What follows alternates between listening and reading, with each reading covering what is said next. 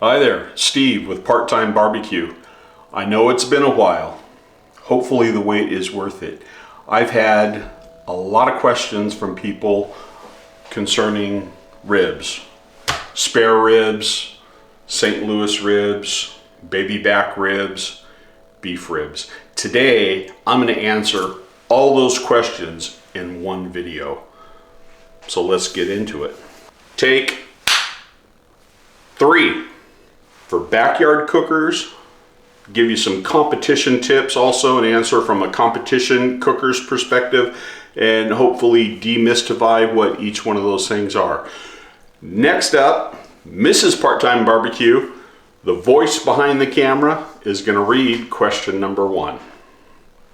What's the difference between baby back ribs, spare ribs, and St. Louis ribs? Great question. What's the difference between spare ribs, St. Louis ribs, and baby back ribs? All right, well, real quickly, why don't we come down here? So this is a rack of pork loin baby back ribs. These ribs come off of the bone-in pork chop. So if you ever buy bone-in pork chops and the bone that's on the side of the loin, it's on this side, these ribs have been removed and those are sold as baby back ribs. Very popular, very meaty, a good eating rib. All right, let's move on to the big one here. This is a slab of pork spare ribs. I'm going to turn it over and I'm going to show you in more detail. Well, that doesn't really show you much, does it? So we're going to go into more detail, but for right now, St. Louis ribs are the same as a rack of spare ribs, except they have been trimmed to remove the chine bone. Now, I'll go into more detail on that when we start to trim the ribs. So for now, baby backs come up higher off the loin. These have a pork chop attached to them, or did. These come off further from the side of the pig, spare ribs, and when they're trimmed, they're St. Louis ribs. Okay, I hope that demystifies that question. On to question number 2. How do you trim spare ribs into St. Louis ribs? Great question. Here's what we do. So we're going to open our cryovac bag from our ribs. We're going to drain the liquid out and we're going to remove the ribs. This is a rack of spare ribs. Now there's a lot of undesirable things on here, like this fat. That's not good eating. We're going to remove that. We're going to flip this over and I'm going to show you that underneath side. This is called the flap meat on the rib. It actually is not very good eating. So when we trim this, we're going to trim that off. Now you should save it, use it for sausage, or cut it up very finely and use it for stir fry. It'd be great for that, but it's pretty dry and not the best eating on ribs. So spare ribs have a chine bone. This is kind of the breastbone of the pig right here. You cannot get a knife through that, but what we're going to do is trim these up into St. Louis ribs. And ribs proceed from the front, where the bones are very big, to the back, where the bones are very, very fine. We're going to trim this up, and the easiest way to do that is run your finger down the bone and you'll feel a soft spot on the end of every bone that basically runs parallel to the top cut of the spare rib. We're going to use a boning knife, and you want a nice sharp knife, one you're comfortable in using, and we're going to make one cut right down through this imaginary joint, and we're going to take off the chine bone in this part of the rib. Now, this part is great. It can be cooked. Some restaurants sell it as rib tips. and it can be wonderful to eat if cooked properly. So don't throw that away. All right, here we go. I'm feeling for that cartilage at the end of the bone, and there it is. And I'm going to run my blade parallel. Why don't you scoot back and get a wider angle maybe? Would that help? There we go. Okay. Because this is a one and done operation. All right. So I've removed the chine bone and the rib tips from this rack of spare ribs. The next thing I'm going to do is this meat on the end. Again, very lean, not the best of eating. So I'm going to remove that right where I feel the last bone. So that's the last bone, and I'm removing that. Now at this point, I'm going to go ahead and remove this flat meat, and just use your knife and just follow it down the bone. And there's the flat meat. Couple of things on here. Big clumps of fat will not render out, so we will be taking this off. And the other question I have that I know is coming up later on has to do with the membrane. What is the membrane? Should you take the membrane off? What else can you do with it? Well, I like cooking with the membrane off. The membrane is on the back of the rib. It's a very thin tissue, and when cooked, it's dry, kind of wax paperish, not good to chew on. So I'm going to remove that now. And here's how I take the membrane off. Some people use a spoon and they'll wedge it underneath and then pull it off. If that works for you, great. I think somebody actually makes a tool like a pair of pliers that you can grab the membrane and pull it off. Everybody has a piece of paper towel, and that's what I'm going to use. I find that works best. So I'm just going to turn the rack of ribs around because I'm right-handed. I'm going to scratch the top of the bone until I start to pull the membrane up. Right there. I'm going to use a dry paper towel and pinch that. Sometimes it comes off in one fell swoop. Sometimes you got to work at it a little bit. I'm going to hold the bone and there it is. We've pulled the membrane off. I mean, that's tough stuff. You don't want to eat that, so just remove it. I did not get all the membrane in one pull. There's some here, so I'm going to come back and grab it again and get the last part of that. And there it is.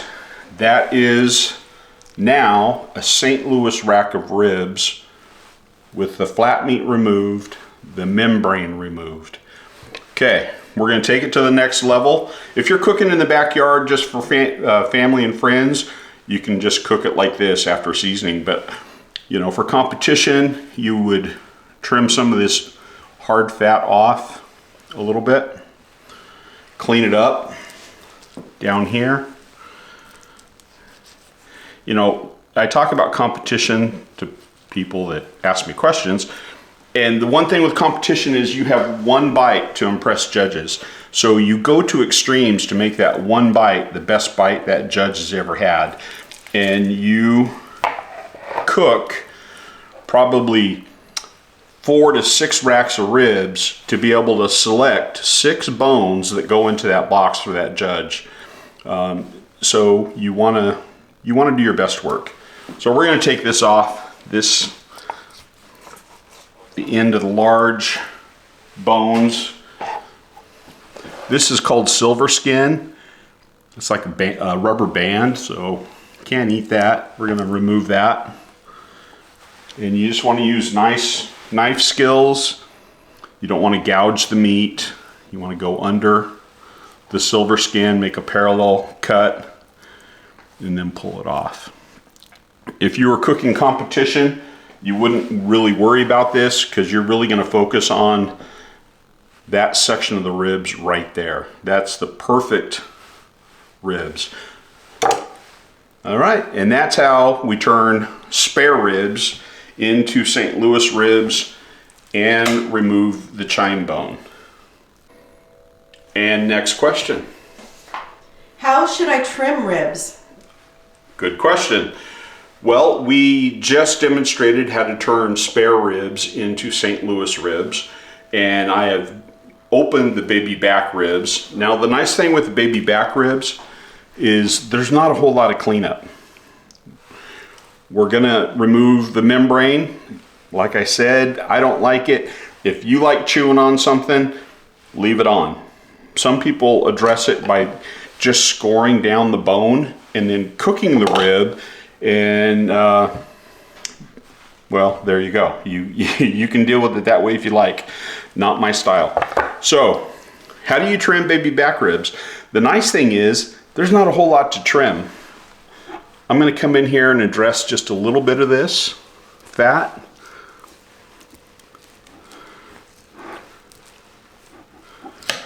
Kind of work my way through it so most of it can render off. When I cooked KCBS, I never turned in baby back ribs. I just cooked St. Louis ribs. All right, so that's it for trimming baby back ribs. It makes it pretty simple. Now I'm going to go ahead and remove the membrane. Again, paper towel, grab it, dry paper towel, hold the bone.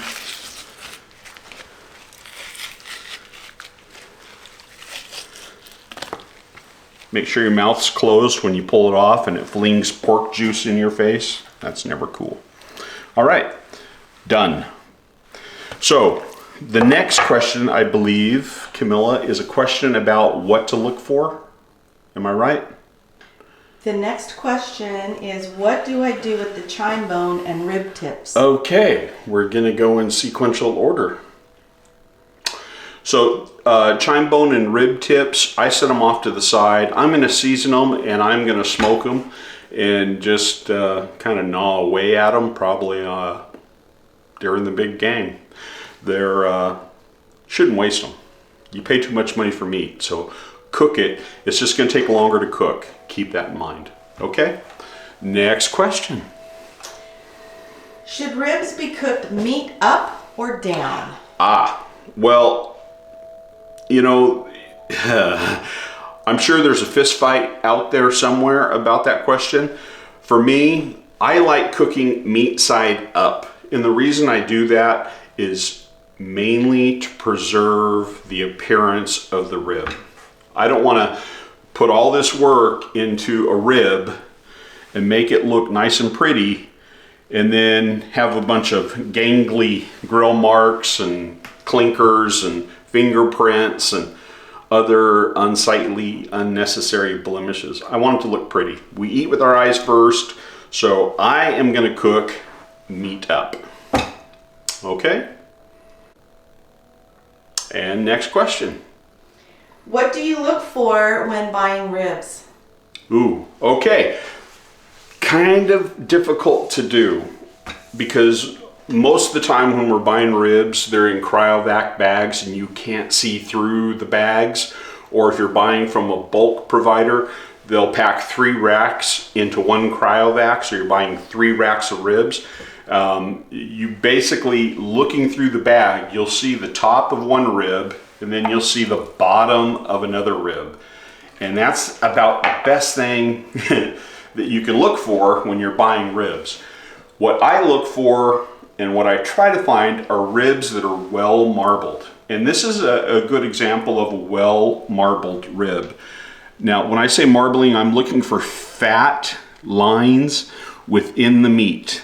That's called marbling. I want a well marbled rack of ribs. I do not want to buy a rack of ribs that has a big clump of fat. Clumps of fat will not render out. You can't eat it, it's not good. So when I'm looking for ribs, I'm looking for ribs that have uniform thickness that has good fat marbling distributed across the rack of ribs. I also want to avoid what's called a shiner. A shiner is a bone that is exposed as a result of butchering of the animal. So I want to avoid shiners. They're okay to eat. You're not going to use them for competition, but you know, you're putting 5-6 hours worth of work into a rack of ribs. You want to produce the best product you can. So don't pick out racks of ribs with exposed bones. Okay, next question. Okay, 2 questions. Do you have to use a slather, and what types of slather can be used? Okay, here we go. Controversy. Sit back. No, you do not have to use a slather.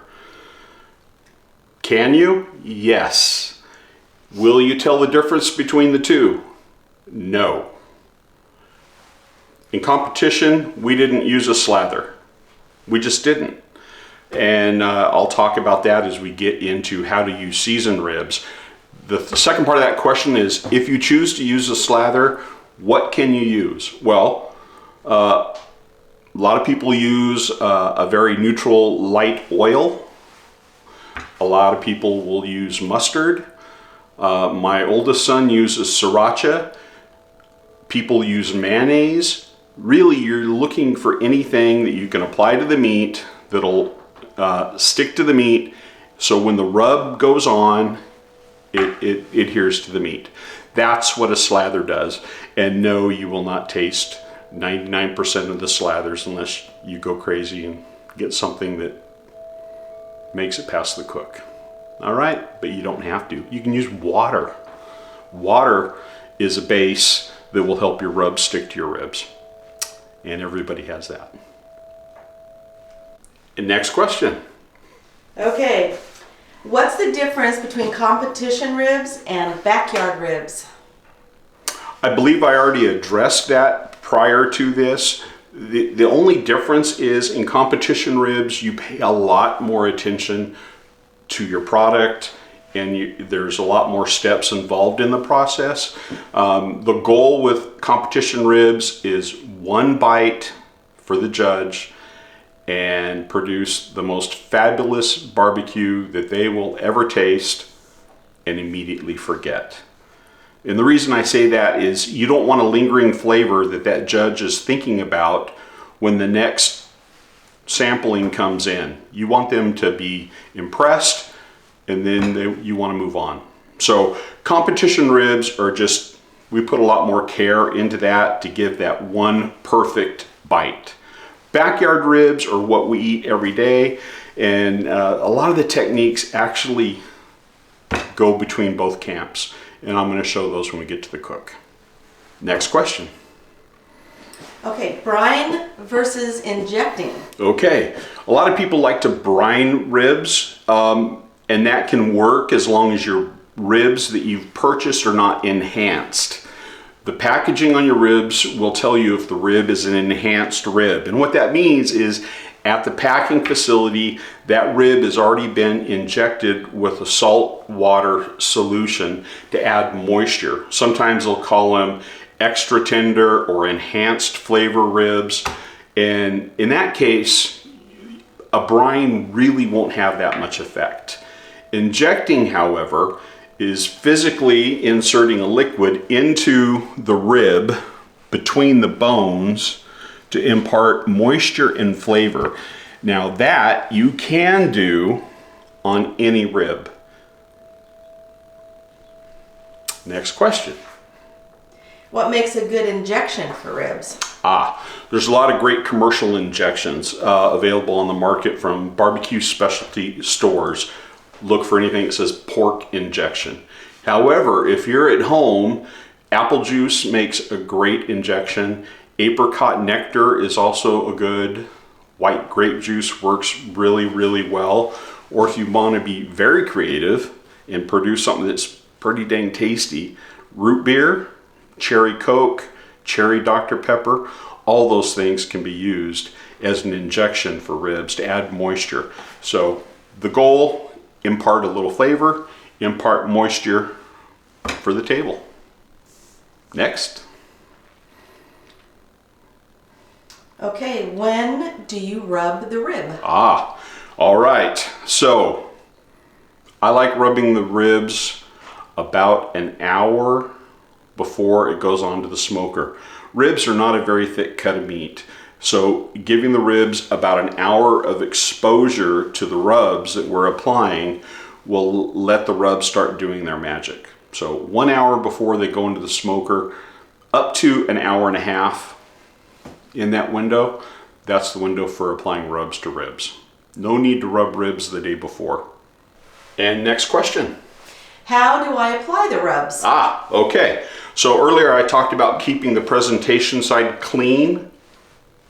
So the way to do that is to start by applying rubs to the back side. Now I am not applying a slather to these ribs, and today I'm going to be using DB 180 Sweet Heat, and I'm going to follow that up with Perfect Barbecue. Fantastic rubs. So here's how we go. Apply about 12 inches up, nice even coat, shake it, and that's about it for the Sweet Heat. Even though they're called rubs, never rub the rub. However, what you can do is push the rub down into the meat. Now, as we give this time to sit on the rubs, it's going to be absorbed into the meat. It's going to turn color as it draws moisture out, and as the meat reabsorbs that salt, it's going to have a nice wet look. Going on with my second layer of Perfect Barbecue. And yeah, I'm applying rub to the bones because you're going to eat all of it. All of it's going to touch your taste buds, so I want to season every side. Right, thin layer of Sweet Heat.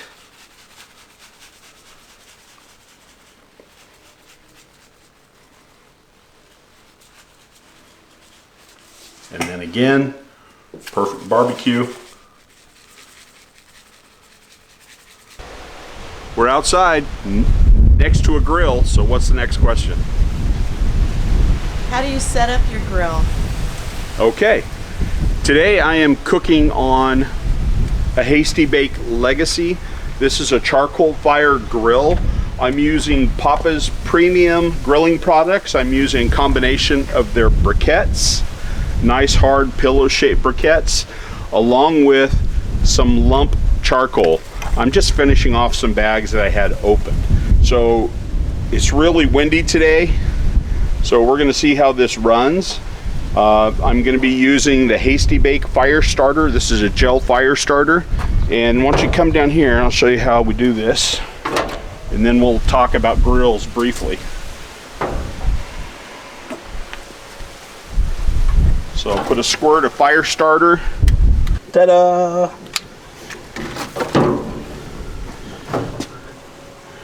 The beauty of a Hasty Bake is most of them have adjustable fire boxes. We're going to set that there and let that light our charcoal. Close the door and adjust our vents and let this fire get going. So another big question is, can I cook ribs on a pellet cooker? Absolutely, no problem. If you want to be a set it and forget it kind of barbecuer, pellet cookers are great. If you want to manage fire and deal with the elements like wind, like today, then you're in for a good challenge. So, time and temperature. Well, the hotter you cook, the faster they're done. So I'm going to be cooking these about 275 degrees. That's my goal. And I'm just going to adapt to what I can control. If it starts running at 300, my cook time will go down. So another big tip is, people always ask, well, how long do I cook ribs? Well, quite simply, I like cooking for color, and then I wrap for tenderness. And I'm going to show you what that means when we get to that phase of the cook. The rub has been on the ribs for about 45 minutes. I spent too much time talking. I gotta get these cooked because we have company for dinner tonight. And you can't rush good barbecue, so I gotta get going. This is what it looks like when the rub has absorbed into the meat. It's drawn the moisture out of the meat. It's mingled with the salt and the sugars, and it's being reabsorbed back into the meat. At this point, I'm good to put them on the grill. So next step, we're going on the grill.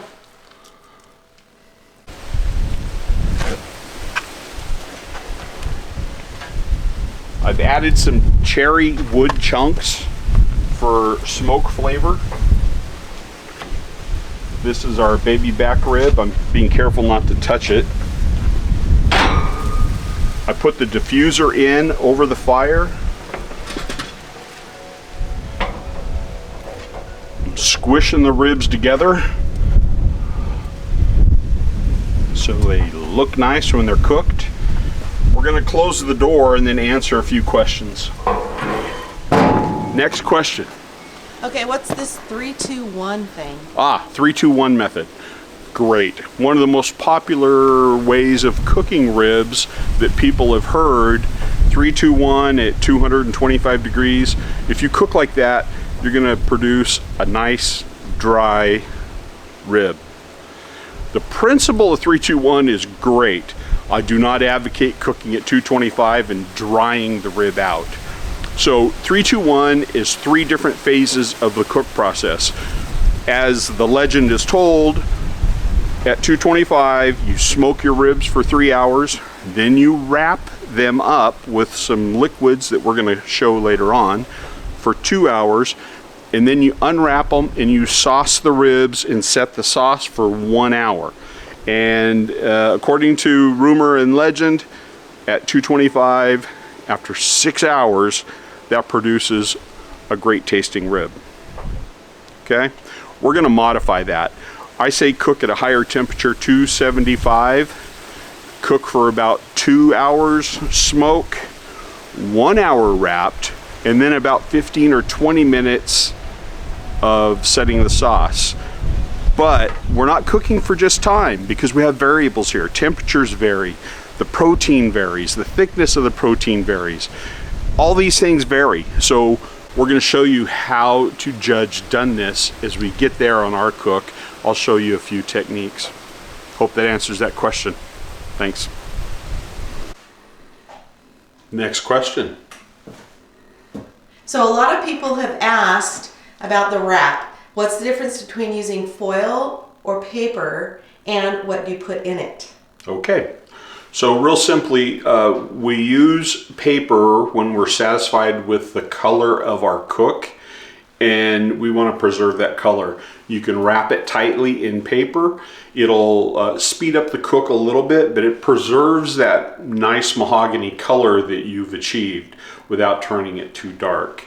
So that's the reason people use paper.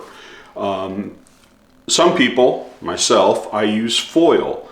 And when I'm satisfied with the color on the ribs and the pull back from the meat on the bones, which I'll show when we pull these off, I like wrapping in foil. And the reason I like wrapping in foil is I put extra ingredients to try to really kick up the flavor of those ribs. And here's some of the ingredients that I put in. So let's bring it down here. Unsalted butter, brown sugar, honey, real maple syrup, a little barbecue sauce, and just a little bit more rub. These are the things that, did I forget the apple juice? And a little apple juice. These are the things that I put in my rib rack to impart more flavor. It also helps break down the collagen and make the meat tender, moist, and juicy. And that's what I'm trying to achieve. When I wrap, here's another pro tip. Use heavy duty aluminum foil. Use 2 layers of foil, because you'd hate to do all this work for a rack of ribs and tear the foil and have all these great ingredients drain out. So use 2 layers of foil when you wrap ribs. And that takes me to the next step of our cook. When to pull them off and how I wrap. So let's go.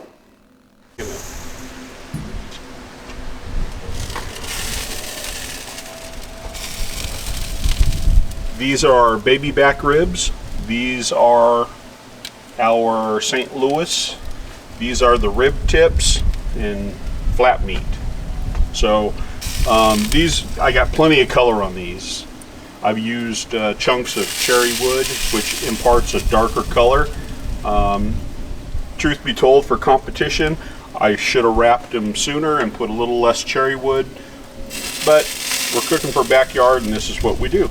So we're gonna pull these off, take them inside and wrap them. I'll bring you back then.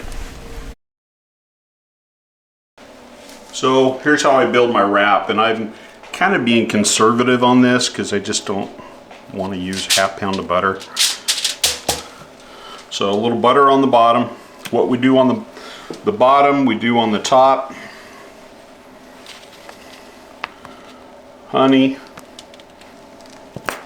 May not seem like much, but it will add a lot of flavor. I'm going in with perfect barbecue rub.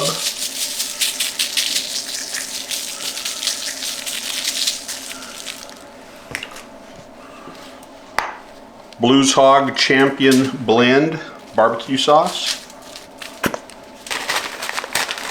A little brown sugar.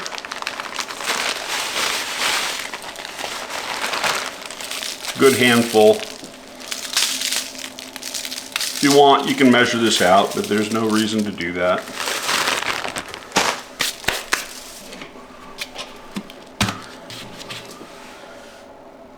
A little maple syrup. Pork loves maple syrup. And we're going to take our baby back ribs. I'm putting them top down, and I'm going to repeat. All right, I want to highlight another term you may have heard is meat pull back off the bone. This is the top of the St. Louis ribs, or previously spare ribs. And as you can see, the meat has started to pull back off the bone. And that's another indication that you can go ahead and wrap. In competition, you do something like this, push the meat down and help it pull back even a little further. For backyard, it's really not necessary, and it makes your finger really hot. But there's our wrapping material. We're gonna put this top down for the wrap, and we're gonna repeat on top back into the smoker.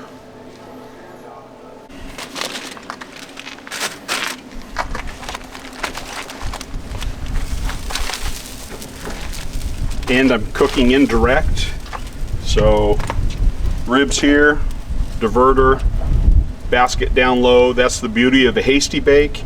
You can bake, you can sear, and you can smoke all in one smoker.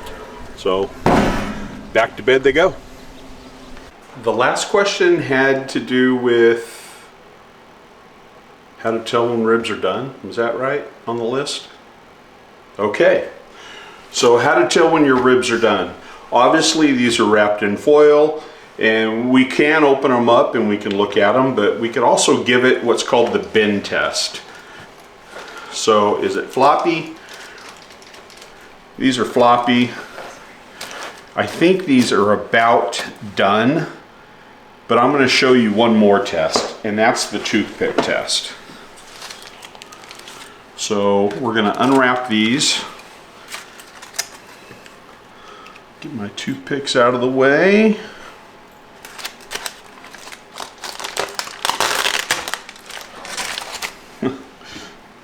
They smell great. All right, toothpick test. Simple toothpick. All I'm gonna do is insert the toothpick into the meat in between the bone, and I want to see if it goes in smooth and comes out smooth. If it goes in smooth, comes out smooth, the ribs are done. If it goes in and tugs, they need a little more time. Here we go.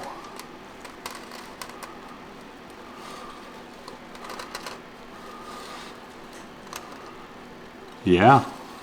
Come over here.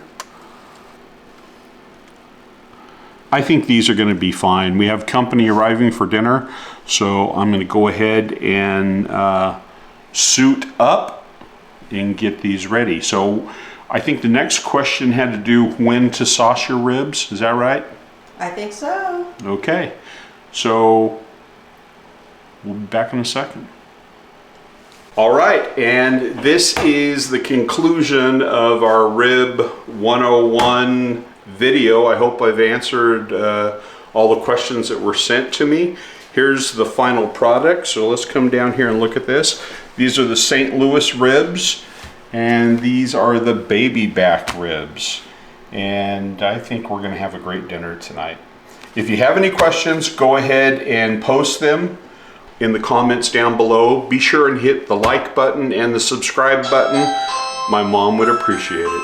Thank you.